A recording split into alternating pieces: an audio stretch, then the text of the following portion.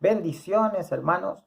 La palabra de Dios que quiero compartir con ustedes hoy la encontramos en el Evangelio de Mateo, en el capítulo 4, versículos del 1 al 4, que vamos a ir leyendo, y la palabra de Dios dice así: entonces Jesús fue llevado por el Espíritu al desierto para ser tentado por el diablo, y después de haber ayunado 40 días y 40 noches tuvo hambre. Versículo 3: y vino el tentador y le dijo: si eres hijo de Dios, di que estas piedras se conviertan en pan. Versículo 4: él respondió y dijo: escrito está, no solo de pan vivirá el hombre, sino de toda palabra que sale de la boca de Dios.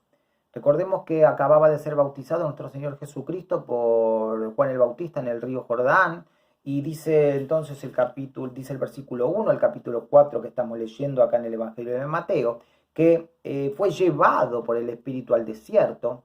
Acá el hecho de fue llevado entiende y da a entender una acción voluntaria de su parte, de parte del Señor. Y en el Evangelio de Marco encontramos la palabra impulsa, que es impulsado por el Espíritu. Nos da también una idea de apresuramiento, de un empuje, de llevarlo rápidamente, mostrando en algún sentido seguramente la necesidad de que el Señor lleve a cabo esta obra por voluntad y propósito del Padre. Pero dice para ser tentado. Recordamos que tentación acá significa probar o poner a prueba. ¿Qué pone a prueba el Señor? Pone a prueba la fe. Recordamos a Abraham, ahí en el capítulo 22 de Génesis, cuando también prueba, hay una prueba severa para él, para probar la fe de Abraham, que le pide que ofrezca el holocausto al propio hijo. Ahora debemos tener en cuenta que en las Escrituras, la mayoría de las veces, la palabra tentación se usa en un sentido que implica maldad, y significa inducir, solicitar o provocar al pecado. Recordemos que el enemigo es llamado el tentador en este sentido.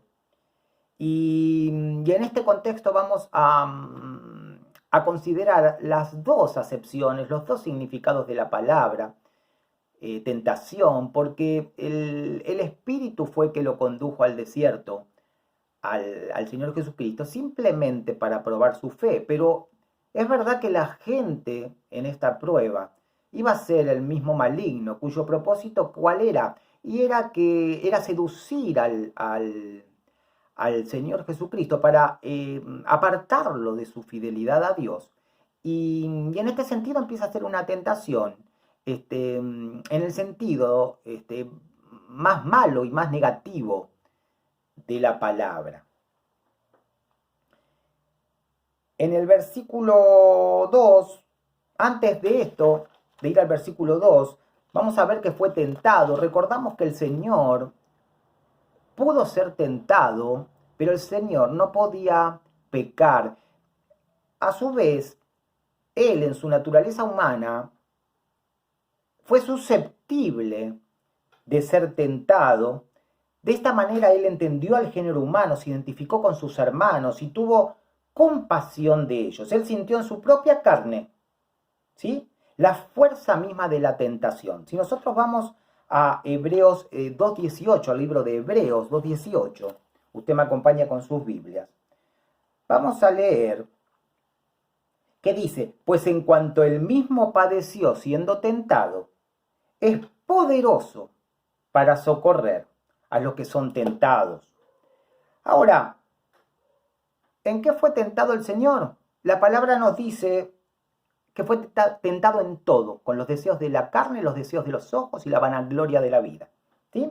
Ahora, no había en el Señor una naturaleza pecaminosa que pudiera ser fuente de algún acto de pecado como lo es en nosotros, ¿sí? ¿Qué quería el diablo? El diablo quería que Jesús, en tanto hombre como hombre y en su naturaleza humana, no se sujetara a Dios, viviera en independencia o con independencia de Él, desconfiara de Él, lo tentara y, por último, dejara de adorarlo. Una estrategia que sigue siendo la misma y que sigue utilizando el enemigo. para todos nosotros, creyentes y no creyentes. Entonces leemos que dice en el versículo 2, después de haber ayunado 40 días y 40 noches, tuvo hambre. Esto nos dice, al final de los 40 días, sintió hambre el Señor.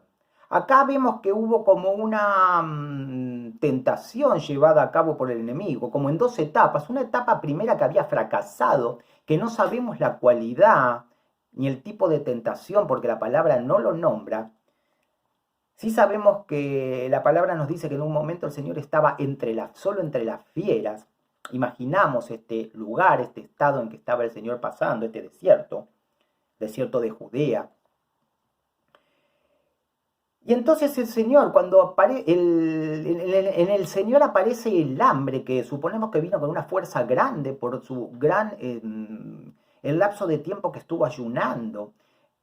Cuando aparece el hambre, parece ahí como que se abre una puerta para que el enemigo aproveche y mine, ¿no?, esos pensamientos y pueda llevar a cabo siempre sus malvados planes, y en este sentido con Jesucristo, pero también con nosotros, cuando estamos debilitados, cuando estamos angustiados, ansiosos, confundidos, enfermos, decaídos, desanimados. Debemos ser cuidadosos, porque parece que una puerta se abre y Él puede ejercer mucha más influencia de la que ejerce normalmente. Fíjese que entonces, en el versículo 3, dice, y vino a él el tentador y le dijo, si eres hijo de Dios, di que estas piedras se conviertan en pan. En algún sentido, el enemigo estaba queriendo también que el Señor mismo dudase del testimonio que había dado el Padre hacía un tiempo en su bautismo, cuando se escucha la voz del Señor que dice, este es mi Hijo amado en quien tengo complacencia, es decir, a quien elijo. Él quiere que dude de eso, él quiere que él empiece a pensar que eso era como una ilusión, como que eso no era real, ¿no? Entonces, ¿cuántas veces nosotros también, hermanos, en nuestras aflicciones, en nuestros tropiezos, empezamos a dudar de nuestra identidad en Cristo, de quiénes somos en Cristo realmente? ¿Y de qué manera y qué garantía tenemos en cuanto a su respuesta hacia nosotros? Entonces, volvemos a leer. Dice, si eres hijo de Dios, le dice el enemigo, di que estas piedras se conviertan en pan. Y en este sentido, fíjese que el Señor responde con la palabra y le dice, citando a Deuteronomio 8:3, le dice lo que le dijo, ¿no? Que no solo de pan va a vivir el hombre, pero cuando él cita la palabra en Deuteronomio, está recordando la experiencia que tuvo el pueblo de Israel en medio del desierto, ¿no? Ellos también sintieron hambre, sed. Ahora, ¿cuál fue la reacción de ellos en esa situación, en ese contexto y en esas circunstancias, ¿no? Ellos murmuraron contra Moisés, contra Aarón. Ellos se quejaron constantemente, se quejaron de Dios que los había sacado de Egipto para llevarlos a la muerte. A pesar de todas las maravillas que ellos habían visto, los milagros, esto no sirvió para que ellos confiaran y dependieran de Dios, sino que permanecieron en un espíritu de rebeldía. Esta prueba al pueblo lo había puesto de manifiesto su incredulidad y no su creencia. Fíjense, no estaban dispuestos ellos a someterse a la voluntad de Dios ni a obedecer su palabra. Pero ahora nos encontramos en el desierto ya no con el pueblo de Israel, sino con el Señor Jesucristo. Y entonces le sugiere, si sos hijo de Dios, convertí estas piedras en pan, ¿no? Esta sugerencia no sería válida para ninguno de nosotros, porque nosotros no podríamos hacer eso, pero Jesucristo podía hacer eso, podía hacer lo que él quería. Sin embargo, el el Señor desiste, ¿no? Desiste de esta tentación. Y entonces estamos hablando de acá del deber del Señor como hombre, en su naturaleza humana. Y entonces la pregunta es, ¿dependería de Dios el Señor? ¿No? ¿Dependería de Dios como único proveedor para todas sus necesidades? ¿O sería autosuficiente usando el poder que tenía como hijo de Dios? ¿Aceptaría vivir, digamos, por la palabra de Dios, en plena confianza de su palabra? Y esta cuestión era muy importante, hermanos, porque si Él iba a ser salvador de los hombres, era necesario que fuera como uno de ellos y que viviera bajo los mismos términos que el resto de los hombres, que todos nosotros. Así que Él después, aunque más tarde en su ministerio sabemos todos los milagros que hizo, ahí rechaza la tentación de convertir la piedra en pan. Él no iba a usar el poder divino, hermanos, para su beneficio, con el fin de evitar limitaciones que todos los hombres tenemos. Él iba a ser y es ejemplo para nosotros. No podía usar ese poder para hacer algo que en realidad, siendo representante de los hombres, no íbamos a poder nosotros llevar a cabo lo que Él iba a llevar a cabo. Entonces Él respeta, se somete a la voluntad de Dios. Y su respuesta fue clara. En lugar de quejarse como se habían quejado los israelitas en el desierto, o usar su poder divino para sus propias necesidades, Él manifiesta una total dependencia de Dios, aunque esto implicara que pudiera pasar en este sentido hambre, como estaba pasando, y seguramente sed. Y la contestación de Él fue esta simplemente, que leímos hace un ratito, que no solo de pan vive el hombre, sino de toda palabra que nace o que sale de la boca de Dios. Fíjense, hermanos, que el sostén del hombre, nuestro sostén, no depende tan solo del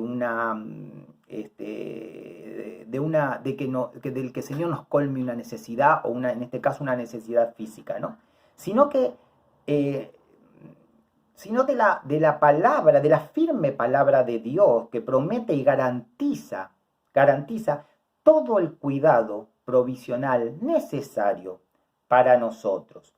El Señor le dijo con esta contestación, le contestó de esta manera, y le dijo: como hombre, esperaré la ayuda divina, sin dudar que a su debido tiempo llegará. Y qué enseñanza, ¿no, hermano? Nos está dejando el Señor Jesús en esta su palabra, y que siendo ejemplo Él mismo. Porque Él nos está diciendo: yo ya pasé el desierto, ustedes lo único que tienen que hacer ahora es seguirme. Él ya pasó el desierto. Él dijo: yo voy a esperar voy a confiar en la palabra de Dios, aún en estas circunstancias en que me encuentro. Y Él nos está diciendo esto a nosotros hoy, hermanos. En cualquier situación que nos encontremos, o que estemos, el desierto que estemos hoy pasando, o que pasaremos, porque van a llegar desiertos, recordamos estas palabras del Señor, ¿no? Esperamos, ¿sí? Y nos sometemos a una total dependencia de las palabras y de las promesas de Dios. Sea cual fuere la situación. Acá era una prueba fuerte que estaba pasando el Señor. Yo digo porque a veces cuando pasamos las pruebas tan fuertes y nos empezamos a sentir solos y desvalidos, empezamos con una autocompasión, ¿no? Podemos empezar a decir: yo como hijo de Dios, ¿por qué me pasa esto? Entonces Dios, ¿dónde está? ¿Por qué no me soluciona? Yo quiero salir de esto. Y empezamos con esta autocompasión, que eso es lo que quiere el enemigo. Nosotros en los desiertos confiamos en Dios, dependemos de su palabra, como hizo el Señor Jesucristo, en su humanidad en ese momento. Y esperamos que llegue a su debido tiempo y según la voluntad de Dios la ayuda necesaria para nosotros. Dependemos totalmente de Dios en cualquier circunstancia. Ya no tomamos atajos. Recuerden que el enemigo rápidamente ofrece las cosas. Ya nos dice, puedo solucionar tu necesidad, te lo puedo hacer ya. Puedo hacer esto, puedo hacerlo ya. Recordamos entonces que es una forma de seducción y hoy en estos días, muy poderosa, el hecho de conseguir las cosas inmediatamente. Y más cuando se trata a lo mejor hasta de algún bienestar o alguna solución a lo que nosotros creemos que tiene que ser solucionado porque no queremos estar en esa situación.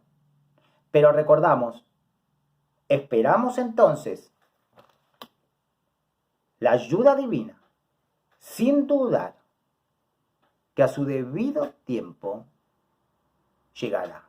Vamos a orar, hermanos. Padre Santo, Señor, gracias porque tú has traído palabra, querido Jesús. Señor, gracias por tu ejemplo que nos estás dando en este momento, en este desierto, Señor, que has pasado, en unas de tus tentaciones, Señor, hechas por el enemigo, Señor.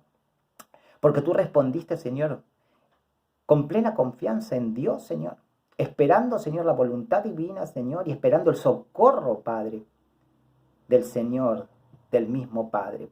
Querido Jesús, gracias, Señor, porque tú nos muestras este desierto, porque tú nos dices que ya estuviste, ya lo transitaste, que simplemente te sigamos, Señor. Gracias, Señor, porque tú nos das esta palabra de fe, para sostenernos, Señor, en la fe, Señor. Y para en cualquier situación en que nos encontremos, Señor, sea cual fuera la situación, Señor, sea cual fuere la situación, Señor, confiar en tu palabra, porque tu socorro llegará a su debido tiempo y de la mejor manera. Gracias, Señor, por tu Hijo Jesucristo. Nuevamente nos quedamos en tus manos. En el nombre de Jesús oramos. Amén. Bendiciones, hermanos.